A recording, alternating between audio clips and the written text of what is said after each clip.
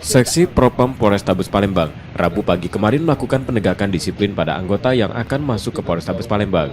Kendaraan yang digunakan anggota diperiksa kelengkapannya yang dilakukan Propam atau Provos.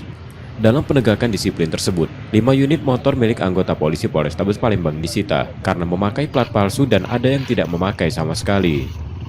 Menurut Kasih Propam Polrestabes Palembang, penegakan hukum di internal Polri untuk menertibkan anggota yang nakal. Dan pagi ini kami dari si Propam Polrestabes Palembang melaksanakan kegiatan penegakan disiplin lalu lintas sasaran kendaraan R4, R2 untuk anggota Polrestabes Palembang yang masuk ke Mako Polrestabes Palembang. Ini yang kebanyakan menan apa nih menan? Kesalahan menan? Ini untuk sementara ini banyak yang tidak pakai plat. Kemudian tadi ada ditemukan untuk platnya, nomornya palsu. Jadi atas nomor platnya nama dia itu. Ini sanksinya apa menan? Sanksinya kita berikan tindakan disiplin, kemudian yang bagi yang melanggar untuk kendaraannya kita tahan sebelum mereka melengkapi pelanggarannya.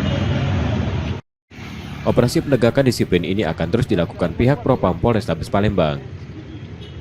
Yudi Kiswanto, Kompas TV, Palembang, Sumatera Selatan.